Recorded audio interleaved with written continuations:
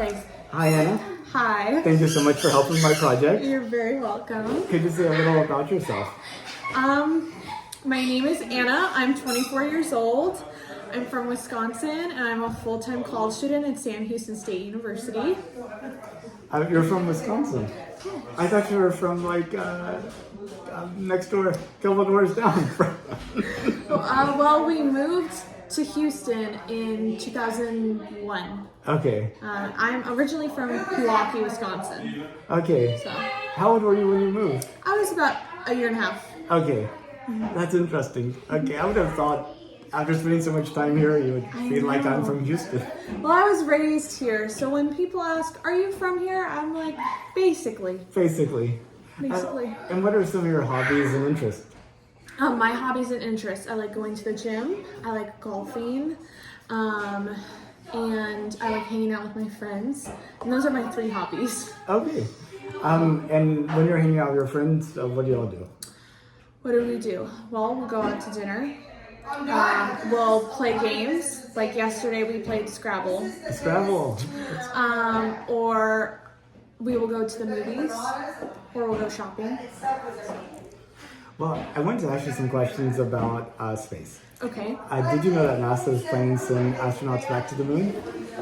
Well, I didn't know that they were planning on sending them back to the moon. I know we've been on the moon, but I didn't know that we were sending them back to the moon. Originally, when I started this project back in 2019, they were supposed to be on the moon by the end of 2024. Not quite going to happen, but currently targeting 2026. But I was curious if you had any reaction to that. Like, what do you think about it? That's super exciting, considering that we could update all of the research that we've made prior to being on the moon. So that's very exciting. Now, I personally would sound reluctant, just because do we have enough resources to send to the moon with them? I know if we put someone already on the moon and we don't have enough resources, we have to send resources to them, and that is financially a lot of work, along with just it takes up a lot of resources as it is. So I would be hesitant in sending them up, but it's also very exciting because we get to open up different opportunities to update our research, and update information. So generally supportive, as long as we can afford it. Of course. When you think about the future of humanity, if you were to think about like an incredibly long time, like 200 years in the future, what do you envision it looking like? I mean, do you think we have people living on multiple planets at that point, or we're still on Earth and it's pretty much like it is today? I mean, like, what do you imagine it being like? So, I'm assuming in 2,000 years our resources on Earth will be depleted, and we will find some way to move our civilization over to Mars. I know that it is something that we've been looking at and we've been working on. Of course, it'll be 2,000 years from now, so I'm assuming that we would have figured out how to make Mars sustainable to life by then. But I know for a fact that the resources here will be depleted unless we find some new form of technology to make new resources or come up with our own. And I know for a fact that humanity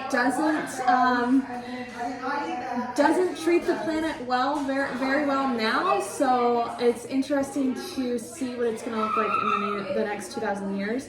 That's why I'm thinking that we'll probably live on different planets by then, or moved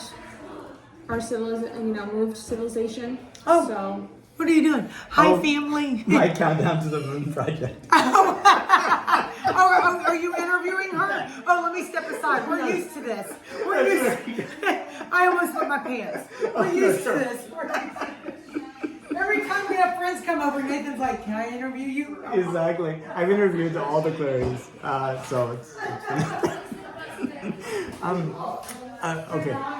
Yeah, I was like thinking, you know, you're like we might be in a move to a different planet, but I was thinking, you know, whenever you were talking about how we mistreat the Earth, that maybe this would seem like a different planet in that point too.